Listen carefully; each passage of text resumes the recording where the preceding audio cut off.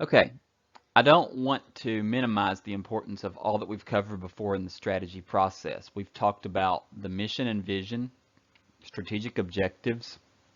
We've talked about looking at the external environment, looking at the internal, comparing what we're seeing to with the internal to key success factors, looking at driving forces as a summary of the external, and using those to generate a SWOT.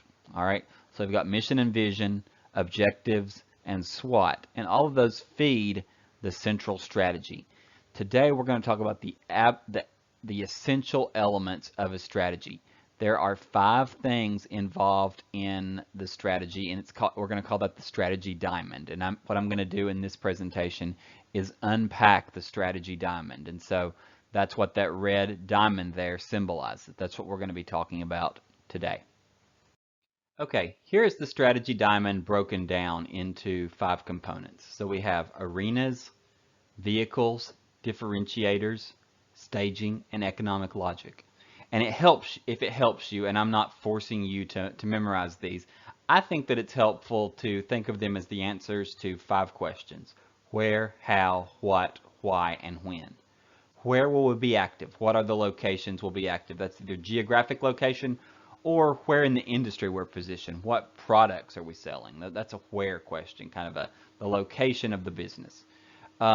Vehicles. How will we serve our arenas? You know, after we know our arena, what's the best way to deliver our product or our service? That delivery mode is the vehicle. Differentiators. What separates us from our competitors? All right. That's kind of harkens back to what we already talked about with resources and capabilities, but what is it that's unique that we bring to the table that maybe our competitors can't deliver? The when will be our speed and sequence of moves. Any strategy and set of strategic actions has to be done in a certain order, and the staging is the order that you choose to do things in. And so it talks about the timing of events. All right. And then finally, the why. That's the economic logic. The why are we able to obtain our returns? That's, you know, the why question is the rationale for even being in business. If you can't answer this why question, which is really 2 components, it is the underlying logic in our business that allows us to create value for customers, and the underlying logic in our business that allows us to control costs. And so, you know, why is this a viable business is basically the question there. Okay, so as you are crafting a strategy for your organization, you want to, you know, potentially write it down. And if I were to read your strategy, it should contain all 5 of the elements. So what we're going to do is we're going to briefly, I introduced them on the last slide, we're going to briefly go through each of the elements and hopefully give you a sense of why each is important. So the first is arenas, the where question. And so for any strategy, this is kind of the basic first thing that people would look at. Where are we going to be active? What products and services are we going to sell? Which market segments are we after?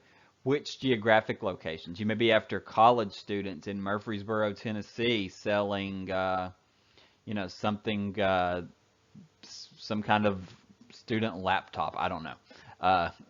Bad example, I guess, but those are all arenas, right? Those are the types of markets that you're after. The next element of the diamond is the vehicles, the how question. How will we serve our markets? This is the means. Means is a how for attaining the needed presence in a particular product category, in a particular market segment or geographic area. So how are we going to serve those? So it may be that you are all online. It's just internet, virtual, social media presence. It may be brick and mortar. It may be a combination of those 2 things, and that's going to be. I wrote that it's common for larger companies. It's common for smaller companies too. You may have an actual vehicle, right? You may have a company car or van that is necessary. That's part of that. Strategic alliancing may be necessary. So your vehicle for delivering that value involves partnering with another company, or even going a step further and outsourcing a certain step of the things that you do, whether it's manufacturing or whether it's distribution, but you outsource part of it. All right. And then the last part that I've got in yellow, because it's a little more abstract, is the financing piece of it. So how are we going to pay for all of this? That money, where does it come from? So we've got personal, it could be your personal savings, it could be a loan, it could be a venture capitalist. You may beg your parents. You may use credit cards. We'll talk about that in another presentation or two. But how are we going to pay for that, all of this? It's the how question. How are we going to deliver, overall, how are we going to deliver the value? Differentiators are a big deal. They answer the what question. A strategy should specify not only where a firm will be active, the arenas, and how it will get there, the vehicles, but also what the firm will use to win in the marketplace. What are those differentiators? And this is very similar to the discussion we had about resources, capabilities, core competencies. What is it that makes you special and unique that's really going to appeal to customers? A few examples here on the slide. It could be image. It could be your ability to customize your product or your service to different tastes. It could be price level. It could be styling, the reliability of your product or the reliability of your service. It could be your winsome personality that's the differentiator that gets you in the door with customers, your ability to connect with people, and that's, part of the essence, at least, of customer service. So these are differentiators, a very key aspect of a total strategy. Staging, the when question. Staging is the speed and sequence of major moves to take in order to heighten the likelihood of success. So it's the speed and sequence, the speed of expansion or the speed of undertaking a new strategic initiative. And the sequence also matters. In what is the ordering of events that we're going to do things in. Some examples of when questions. When do we acquire financial resources? When do we advertise at a larger scale? When do we move to a new location? When do we hire new employees? When do we expand? When do we make an acquisition? Or when do we decide it's time to outsource something? A lot of companies expand too fast. You don't want that problem. You don't want to get ahead of yourself and take on more than you can manage. But at the same time, you don't have to have every step mapped out. You don't have to know what we're going to do 10 years from now, but you might need to know what we're going to do this quarter and what the plan is for the rest of the year. And so it's good to go incrementally, but it's good to know what each of those increments is going to entail. Got a couple more slides on staging. Here are two examples of staging. The first example is a printing equipment manufacturer with plans to expand internationally and broaden the product line. In stage one, where they are currently, they have a very narrow product line and they're only located locally. The plan is to first expand their product line and then expand internationally. And there may be a rationale for all of that. We don't see that depicted here, but a good staging strategy will tell you why that's the sequence of events, right? Why are we going to expand the product line first and then expand geographically? Now, both of these things are related to the arena, but arenas alone aren't enough. We want to know where we are now and also where we're going, and we need to know how we're going to get there, and that's what that sequencing tells us. All right, the second one, a title insurance company, regional in scope, plans to expand nationally by acquisition and build a superior, prestigious brand. All right, so currently they are regional, their brand power is very weak. What are they going to do first? Well, their plan is to first expand their geographic footprint moderately. And then in stage two, they're going to work on the brand. And in stage three, it's going to be a combination where they are both building the brand and building the geographic footprint simultaneously to where they get to the overall target. All right. Again, There may be some rationale there. We don't see it on this slide, but there should be a rationale driving this. So there should be a plan saying, hey, we need to build up, or we need to get like a certain saturation of the country before we work on the brand, so that there's this added impact of being in a lot of places when people look at our brand. And when you're in insurance, you want to have that, you want to promote that feeling of, hey, we're big, we've always been here, we're in a lot of places. And so expanding nationally first makes, expanding geographically first makes a lot of sense. It gives them legitimacy, and then as they do things to further their brand cachet, they've already got that in their back pocket. There are several factors that might drive staging. Obviously, the strategy, like I just talked about on the last slide, there may be strategic reasons for going first, doing one thing first and then another thing second, right? Because the second thing kind of hinges on successful completion of the first one. The building of the brand kind of hinged in their minds on expanding geographically first because it gives them that added cachet. Other things driving the factors, driving staging, are resources. So, you can't expand and increase the size and scope of your business faster than your resources will allow you to. So that could be one. Urgency. Some things are vitally important to do now.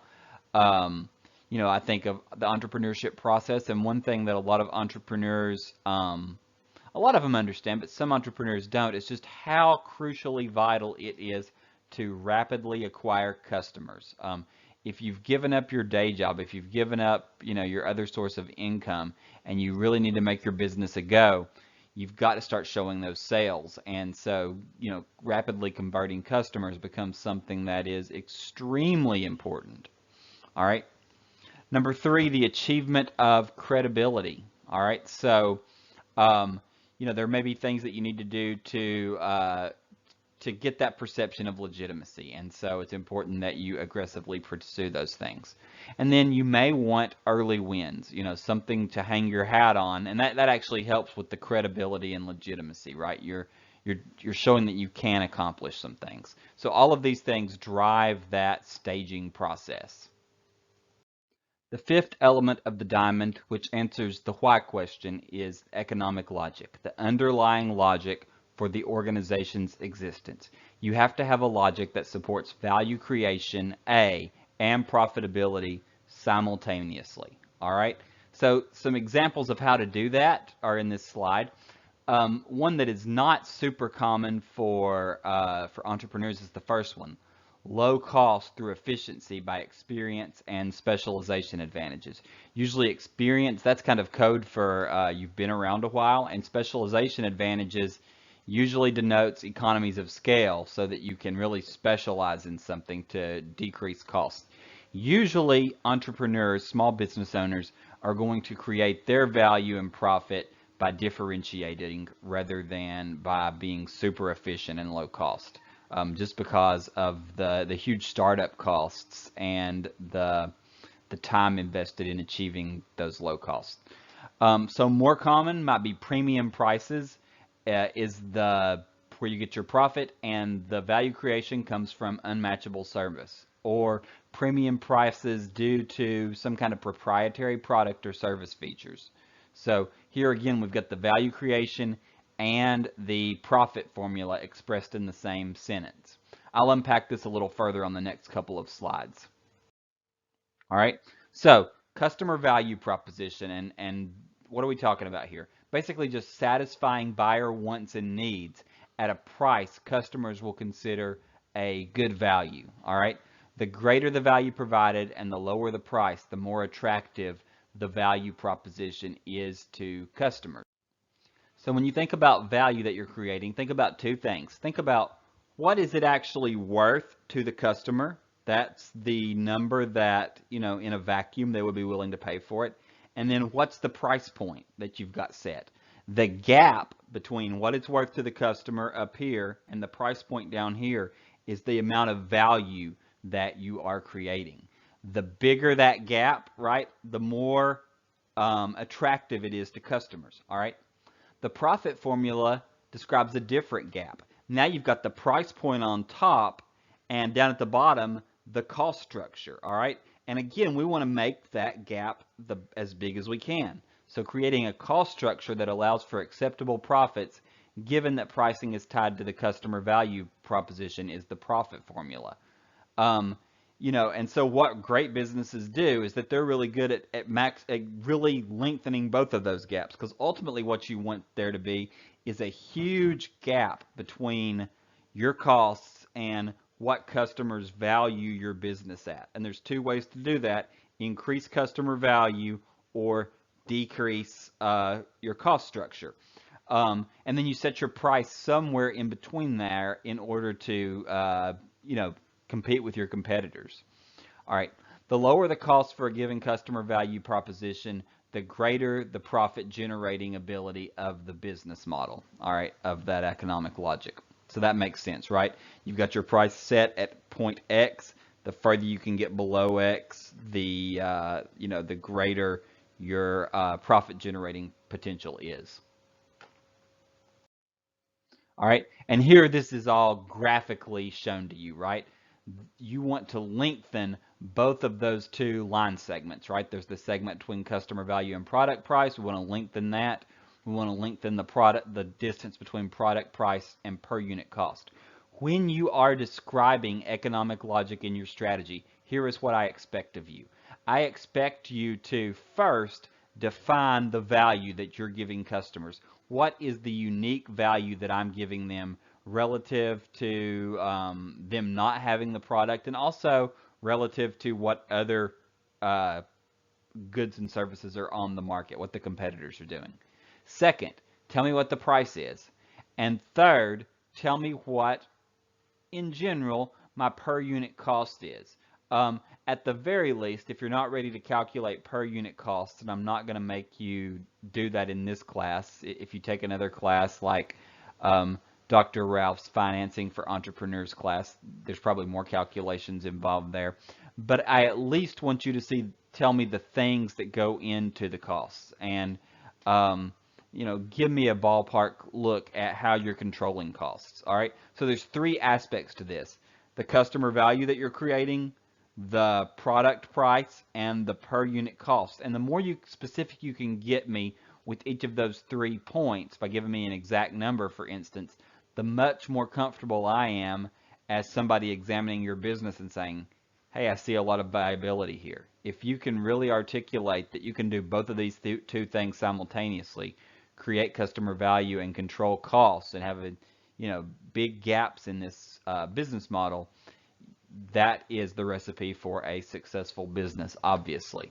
Easier said than done. Just knowing this is one thing. Actually pulling it off is something completely other. Okay, in the next slide, I am going to give you an example of this, but for right now, I just want to say that it's extremely important that your strategy is comprehensive and that it flows together, that there's fit there. All right, all 5 factors need to be there, and they must align and support each other. They must be coherent, right? The vehicles need to make sense given the arenas. The differentiators need to create value that is reflected in the economic logic. The staging needs to put these things in the proper order. All right, so everything has to align and support each other. All 5 of these things require preparation and investment. They require certain capabilities to be able to pull off each of these strategies. IKEA is an example of a company with a strategy that covers all 5 elements of the diamond and does it in a very cohesive way where all 5 of the elements reinforce one another. All right, so what are those 5 elements? First of all, arenas. IKEA's target market is young, primarily white-collar customers, basically people that are kind of starting out in life, trying to get their furniture for maybe a first house purchased, and IKEA's fairly low cost, so it makes sense for them to go that route. All right, the geographic scope is worldwide, well, at least to countries where the socioeconomic and infrastructure conditions are going to support the concept. So they're not likely to be in low-income countries where people can't obviously afford their furniture. All right, What are the vehicles for getting to the chosen arenas? What's the how question? How are they going to do it? How are they going to get there? How are they going to fulfill the arenas? First of all, they've relied on organic expansion, building wholly owned stores only when they can afford them. Um, they're not only a retailer, but they also maintain control of product design to ensure the integrity of their unique image and to accumulate unrivaled expertise in designing for efficient's a keyword, manufacturing. All right. So they're targeting these young white collar customers. These white collar customers are going to have maybe specific tastes, but they're also going to have a limited budget. Um, and because they're young, because they're starting out. And for the most part, IKEA wants to tailor to them by keeping their costs, by controlling their costs as much as possible. All right, so they've got these huge wholly owned stores in urban centers and they control the production process. What about differentiators? Um, Differentiators. The products tend to be very reliable. Um, they tend to be low in price, 20-30% below the competition of comparable quality. Um, the customers are treated to a fun, non-threatening experience in the showrooms so that they can feel relaxed. This is pretty important to a younger demographic. And the company strives to make customer fulfillment very fast, right? As immediate as possible. So if you think about it, these differentiators really fit, right? They fit with their arenas. They fit with the fact that they're going after young white collar customers. They also fit with their vehicles. They fit with these huge wholly owned stores that they completely control so that they can create the fun experience. It fits with the fact that they maintain product design so that they can keep prices down and have reliable products. And the fact that they make customer fulfillment immediate fits with their product design as well, because what I didn't write there is that one thing that their product design allows for is very efficient packaging of the furniture. If you've ever ordered IKEA furniture, you know that it comes in a fairly compact flat box, and by the time you put the furniture together, you're kind of surprised that it all fit in that little container. But it does, and that helps them control costs. It helps them speed up shipment, and the fact that they are designing furniture that can do that is huge for them. All right, staging. Uh, this is a little bit of an afterthought, but I mean, there's some logic here as well. Once management realized that its approach would work in a variety of countries and cultures, the company committed itself to rapid international expansion. Why did they do this? Well, they didn't want their idea to be duplicated and then somebody else, another furniture company, get the jump on them in a given country. So their idea was to get early footholds in each country and fill them in later. So their staging was predicated on the notion that A, B, and C, the arenas, the vehicles, and the differentiators are so good that we want to be fast and then, get our brand in countries as quickly as possible and then fill in the details a little later. All right. All right. And then finally, the economic logic. And you can see based on the discussion, you could probably write in the economic logic yourself. They rely on scale economies and efficiencies of replication to drive prices low. They do have product design, but they outsource all of their manufacturing. So that's part of their vehicle. Um, and then the contemporary Scandinavian style furniture appeals to their target demographic. That allows them to create that value. All right.